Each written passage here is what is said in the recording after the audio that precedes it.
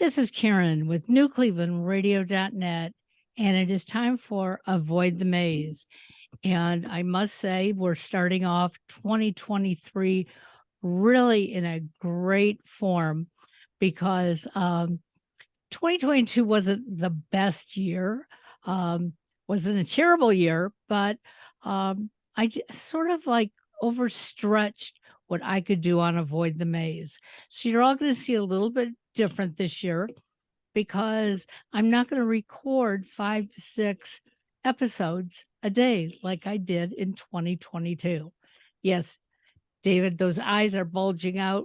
I have to take care of myself, and that's one of the things we're going to be talking about in today's podcast. So my guest today is David Pasqualone. I think I said it right. Perfect. And as my audience knows, David, I am terrible with names, absolutely terrible. Faces I remember, names I always get messed up. No But I met problem. Dave through podcast.com, a great organization, because there are so many talented people out there who are helping not only themselves, but other people. And that's what David does. And David, you have your own podcast, don't you? Yes, Karen, it's great to meet you and your audience. We have the Remarkable People podcast, and we just released from the podcast the Remarkable People Volume 1 book. Wow. So tell me, what does it mean, the remarkable people? Because I know I think almost everybody is remarkable in some way. Exactly. So when something's remarkable, it's just, is it worthy of remark? Is it worthy to be discussed? And inside, like if you look at our logo, it's like a cartoonish logo with people, but the shadows are superheroes because God puts greatness inside us all. And we just have to walk with him and let it out, let it just unleash that good greatness inside of us. So how the podcast started is I've always had the privilege to hang out and meet and speak with just these truly remarkable humans. And then one day I was sitting at the fights about 3 years ago, and I met somebody, and you could just tell he was different. And ends up it was James Sisko. He was a karate world champion, kickboxing 8-time world champion. Dude's got a remarkable story. So that's how the podcast started. Just God put in my heart, you need to interview him. So I did. And now 3 years later, we're a top 2% podcast around the globe, all genres. And, we have plenty of room to grow, but that's where we're at. We've recorded over 150 episodes and we're in season 7. And now with everything going on, we took guests from the podcast and made a book from it. So the whole premise of the podcast is not only were these guests able to overcome adversity or achieve success, but our show's a little different. We go chronologically through their entire life, the highs, the lows, the good, the bad, the ugly, the very ugly, everything in between. So it shows you and I and your listeners, everything that's happened to us made us who we are today. But then the guests break down in practical steps, not just say, oh, I was able to do this, or I overcame this, or I achieved this, but then they break down how they did it in the practical steps so you and I and our listeners can achieve that same success too. So it's been a great journey. I've personally learned a ton, grown, made friends around the world. And if your listeners want to check it out, it's remarkablepeoplepodcast.com. And the episodes are evergreen. You can search for a topic, you can search for a name, but at the end of the day, just our slogan is don't just listen. It's listen, do, repeat for life. Whether it's Karen's show, my show, any show, don't just listen to great content and truth, but do it, apply it each day, repeat it over and over again throughout your life so you can have a great life in this world, but most importantly, in eternity to come. And, we are lucky to be living in this day and age because I know when I was growing up, there was either network TV that gave you the message. There was radio that maybe gave you some messages. but we didn't see the full picture. We saw what was happening in our own community. And sometimes that sort of discolored the world for us because maybe you lived amongst a group of people and you thought they were all excelling at a faster rate than you. And sometimes you're a little bit embarrassed to say, well, hey, how come you've reached this goal and I haven't even gotten off my front porch stoop? And but yet today, through social media, we're hearing, like you said, how did I do that? Okay. It's not just, hey, I lost 100 pounds. How did you lose the 100 pounds? What did you have to do to become the person you are today? Yep, exactly. So, where do you find your guests from? Because I know for us, a lot of my guests do come from Podmatch and also come from the shows of other podcasters like yourself, where we exchange stories and we say, hey, maybe their information will come out just a little bit different and help somebody else. So, where do you find your guests? So that I'm not being like, I'm not trying to be elusive or trying to be Sure, like, that's oh, fire. but the truth is, I literally, like I said, how the show started, I didn't even listen to podcasts 3 years ago. Now I not only have two podcasts, but I teach how to podcast, I speak at conferences. So it's crazy how in 3 years, how much God allowed me to learn, and now I can teach it. When it comes to guests, it sometimes it's people I run into and then I just start talking to them and listening. Sometimes it's friends that refer people to me. Sometimes it's business colleagues that see, in the signature of my email, oh, you have a podcast? Oh, you should hear my buddy's story. Sometimes it's sources like Podmatch. It's a great way to get started. And, that organization has been nothing but stellar from what I've interacted with it. A lot of people come to my website because I have I have a full-time consulting, marketing and sales consulting business. Sure. And then they see on the website, oh, there's a podcast. And then a lot of people from the podcast see the business. But it's just a mixed bag. And now people know, even like, the mega famous, everybody's jumping on podcasts because they see the power in it and the audience they can reach. So a lot of times they're hiring like virtual assistants and they have their staff members and teams and they're scouring the web and they're scouring the podcast directories looking for fits, and then they contact you.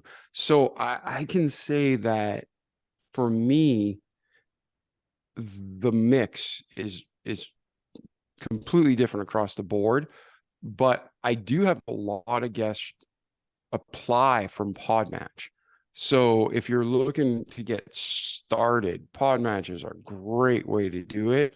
I have a vetting process. Like if you're a podcaster, I automate everything I can. So everybody who wants to apply for my podcast, they go to davidpasqualone.com/guest info. And there it tells them about the podcast. It says, watch this 3-minute video so you know what it's about, because our podcast is a little different. I don't care when my guests, literally, I've had guests that own islands. They've started billion-dollar companies. They wrote, 26 books, and different people, they have their own aircraft. I don't care about that. We're talking about their personal journey. That's a part of it. But Right. this is about, it's kind of like Rocky. Rocky's not about boxing. It's about the heart of man. It's just the backdrop's boxing. So if you started a business or if you're a janitor, it's not you. It's who you are, is who God made you to be. And we're trying to fulfill and unlock that hero inside you so you can be the best you can be. But when it comes to guests, man, it's like the Wild West for me. It's like, I've literally seen people in coffee shops and just know, no, there's something special about them. And I've walked up to them and started talking. One of my podcasters, I basically, I wouldn't say intimidated her, but I sort of pushed her. I heard her speaking at a conference, and I was so impressed with her backstory. And her backstory really is what has formed the woman that she is today. And she sort of knew that, but she wasn't one to, walk around and say, oh, because I went through all this and I tried all these things, now this is where I am. And it took me a year to get her on board. But it was the same way. I heard something in her talk. Every time I talked to her on the phone, I learned just a little bit more. And sometimes I would say to her, I'm so glad I learned this from you because that's something I don't want to do. And she would laugh and Mhm. she'd go, well, yeah, I would hope you wouldn't want to do it.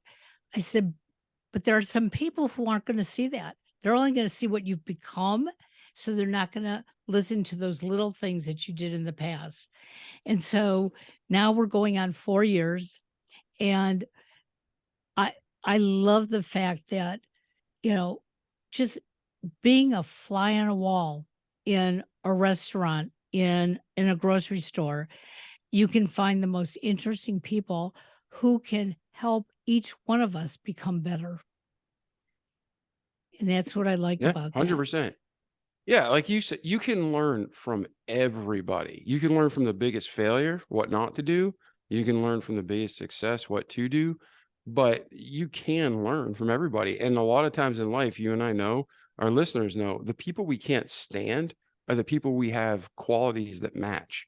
So the things, the deep, dark things, if we're open and honest about ourselves that we hate, that's usually the people we hate because we just have that adversity towards ourselves and towards that characteristic. Now, evil's evil and good's good.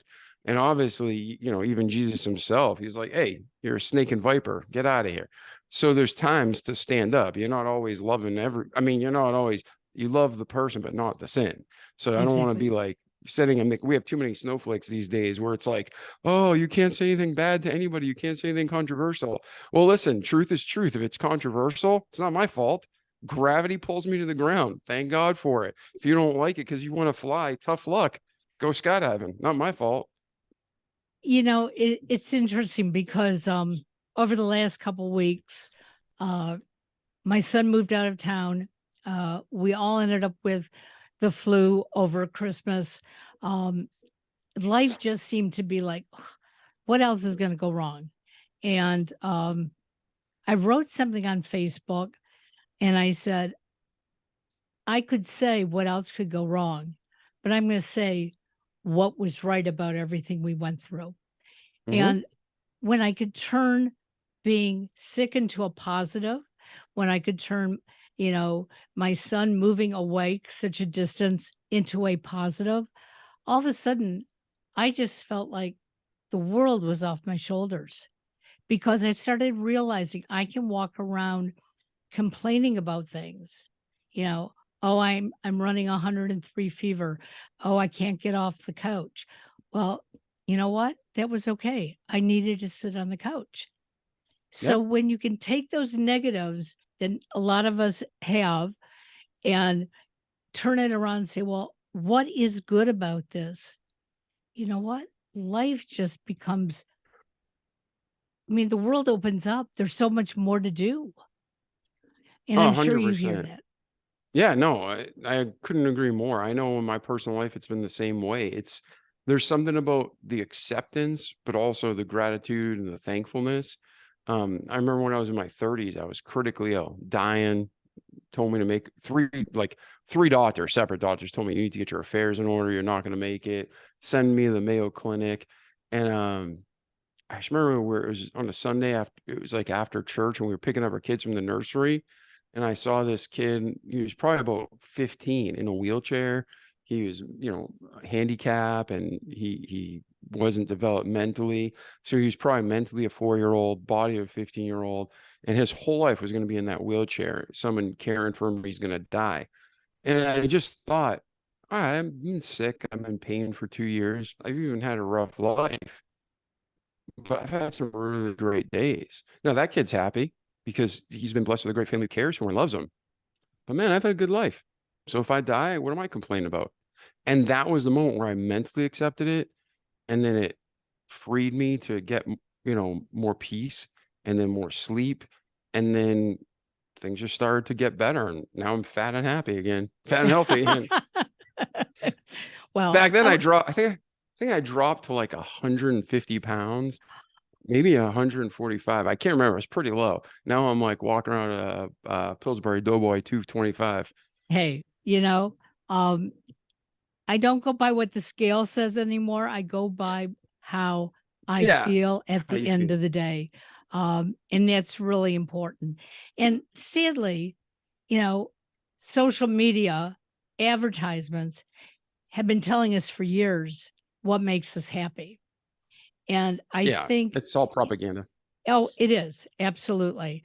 Um, I, it's funny because I remember growing up one day, my mother, she was making fish for dinner. And I didn't like fish as a kid. And I sat down at the table and I said, I'm not going to eat this. I don't like it. And she looked across the table and she said, of course you're going to eat it. You'll like it because I like it. And I looked at her and I said, but I don't like it. She said, but I'm your mother and I like it. So you're going to like it. And I remember sitting at the table crying because I did not want to eat this piece of fish. And I think I was sent to my room.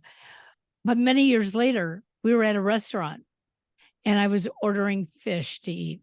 And my mother Uh-oh. looked at me and she goes, oh, so now you like fish? And I thought, it's interesting. You know, I don't have to like it because you do, but I have developed a likeness. So guess what? Yes, I like fish now. And I try to remind myself of that when things are down. It's like, wait a second, give yourself a chance, open your heart up to different things. And if you do, things are going to be much better. And like you said earlier, you're not going to be happy 24/7, 365 days a year. It's just not possible, but we can be content. Yeah, the search is not for happiness. The search is for joy and peace. I mean, I can buy you a Snickers bar and you're going to be happy for a couple minutes. I can buy you a car. You might be happy for a couple months. A house, maybe you'll get a year. Most people complain way faster, right? But it's only happiness. It's temporary. Joy is in peace. You can have I've had joy in my life at the darkest hours. I've had peace in my life at the darkest hours. I've also been on the right framework mentally and spiritually, and I've been miserable when I was at the top. So it's all about your walk and relationship with God and your just relationship with yourself and others. So I mean, it's love God, love others, love thy neighbor. So we have to have a great relationship with God, ourselves, and then other people. And then we'll have joy and peace. And the rest is just icing on the cake. Absolutely. So in your business, you touch on many different aspects of life. Um, so tell us a little bit, before you started podcasting, before you started your business, what were you doing? What was your dream maybe when you were in high school and becoming that young adult? Well, my dream in high school was to be basically a fighter pilot. And I was all geared to go into the military I was looking to go to West Point or Annapolis is what my goal was. And then I kept getting sick and sick and sick. And long story short, I ended up with a tumor in my head. So took it out, grew back, took it out, grew back, radiation. I was in and out of the hospital then from 18 to 20 for like 2 years. So Wow. military was gone. So that was like back then what I wanted, but that's not what God had for me. So what I do now is I'm a sales and marketing consultant, and people call me up and they, smaller, medium-sized businesses, anywhere from, I mean, sometimes we have startups, $50 million companies, sometimes they're 2 million, sometimes they're 5. But basically what we do is we look at what their goals are, where they're realistically at, and then I reverse engineer the plan for them to get to their goal in the next 5, 10 years, whatever the time frame is. And then what we do is I'll take them and I'll say, hey, here's 3 options. 1, here's the handbook, go run your play. 2, here's the handbook, I'll coach you along the way, and we just talk weekly and keep them on track. Or 3, this is what I can do for you and my team, and we will do this. And we help them succeed and so they can focus on what they love. So I love doing that. And the parts of the business I love most, I love the sales coaching. I love training. I love helping businesses thrive, especially the small businesses. But the fact is, if you worked with all small businesses, you're not gonna be able to make ends meet. Right. But when you work with the larger businesses, they have the bigger budget, so that pays the lion's share of the bill. So I don't charge a small client or a large client different rates, but the investment and the time that you put in, the large client and he has bigger needs, so they hire you for more work. So in a nutshell, I just love helping people. I love helping people grow, and it personally, physically, emotionally, financially. I just love to help people. So what I do is just an easy fit. It's like, listen to what their needs are. We see them succeed. We see the growth. We see their families have better lives. Their employees' families have better lives. It's super fulfilling for me. So that's what I do. And that's why the podcast, that's just a side thing. I don't take any income for that, or we've always taken the money from the podcast, put in the show. My intern and I Sure. put a lot of, how it is. There's a Yes, I do. lot of time that goes into podcasting. I probably spend, no joke, 12 to 20 hours a week, like not less than 12, sometimes, pushing that 20. And that's just a ministry because I love God and people. That's not like my job, my career. But yeah, so that's kind of what I do. My background is sales and marketing. I went to college for actually engineering, switched to marketing, and I've been just in sales and marketing my entire career, helping companies grow. And it's interesting. So many of us will say, I don't want to be in sales. Sales is not my thing. And yet that's what we do 24/7. We are selling. We're selling ourselves, our thoughts.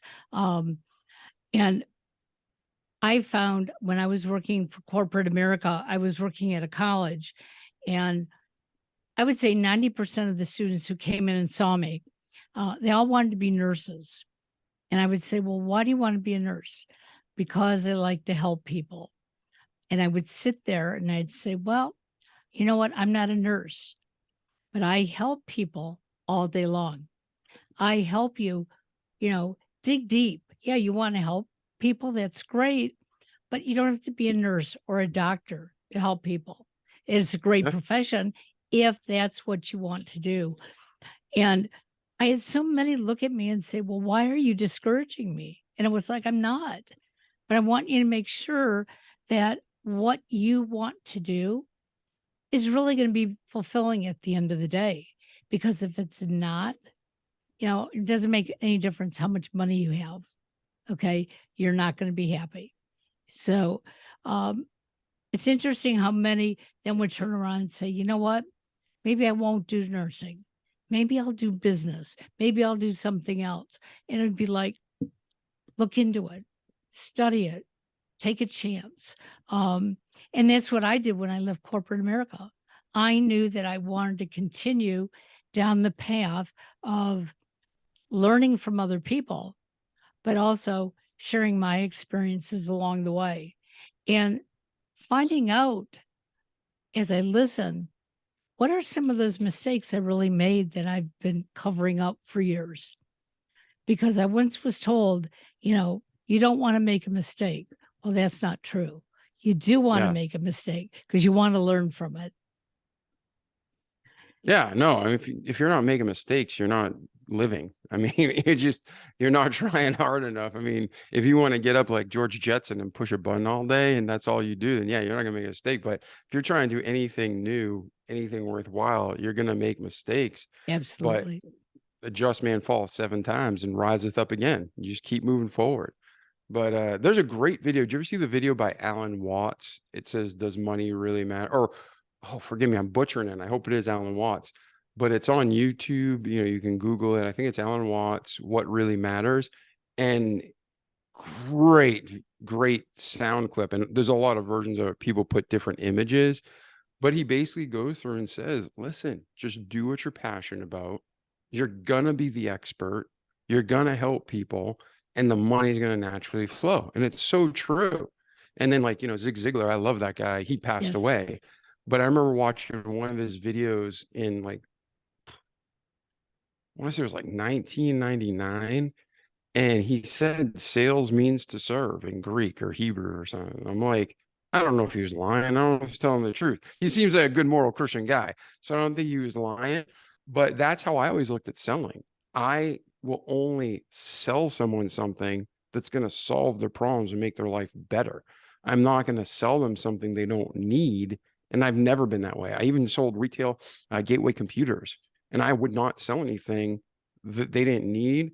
I'd sell them stuff they wanted, but I explained to them like, hey, man, you're buying a Ferrari to drive around town. And like, I don't care. That's what I want. I'm like, okay, cool. But I mean, at least I disclosed it. But yeah, if you're helping people, that's selling. And if you look through the Bible, like every time about Dave, did you ever read the story of David and Goliath? Yep. Yeah. Okay. Well, if you really read that story and think through it, not like the children, even some pastors, how they preach it in church, it's not accurate. David, he already had that private success, but his family rejected him in many, many ways. But he went to the king, and the situation was, here's Goliath, our best warrior.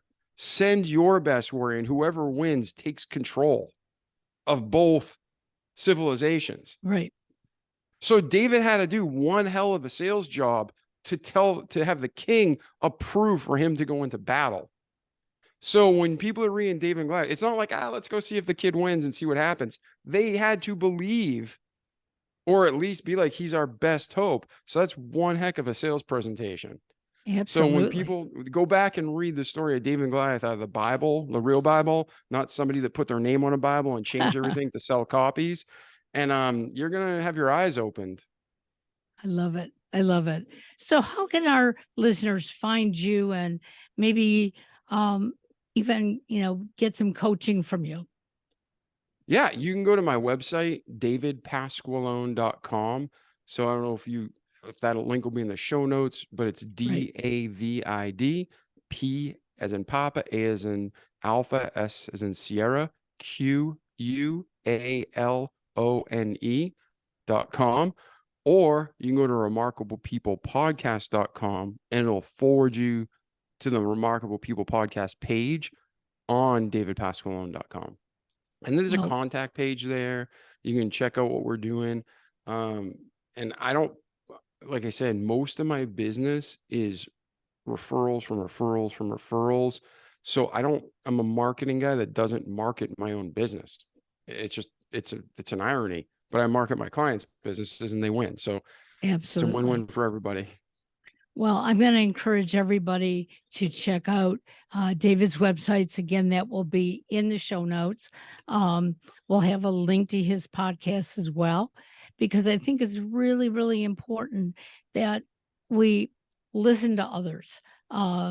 If I thought, hey, I'm just going to do this, I'm not going to listen to everyone else out there, I'd be missing out on a lot of really good information.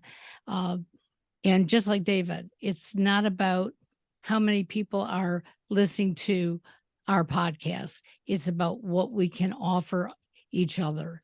And again, David, I really appreciate you and your time today. I love your t-shirt. That is terrific. Oh, thanks.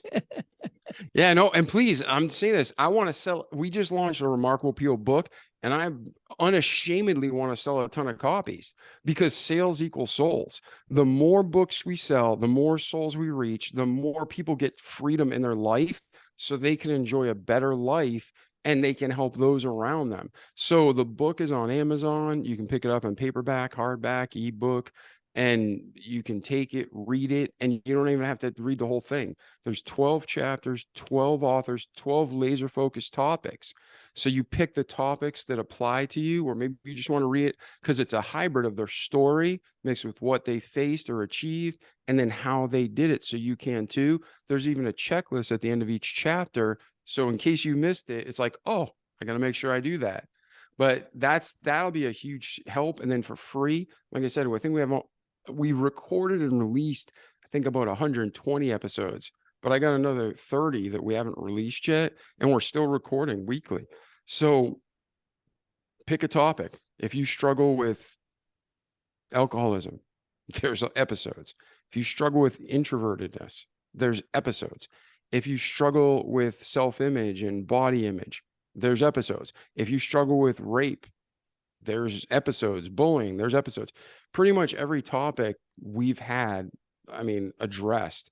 So you can search by topic, you can search by name. We've had famous quote. I'm doing quotes if you're listening Right. only. We've had famous people on the show. We've had people you've never heard of, but all of them are remarkable. So hopefully you enjoy it, you grow. Leave us a 5-star review. And then if you can't, write me on my website, tell me why, so I can fix it. Sounds wonderful. Well, I want to wish you a happy 2023. Yes. Success to you and to your clients, because that's what it's all about, taking one step at a time and feeling successful. Have Yeah, a you great too, day. Karen. Yeah, thank you. Thank you. Bye-bye now. Ciao.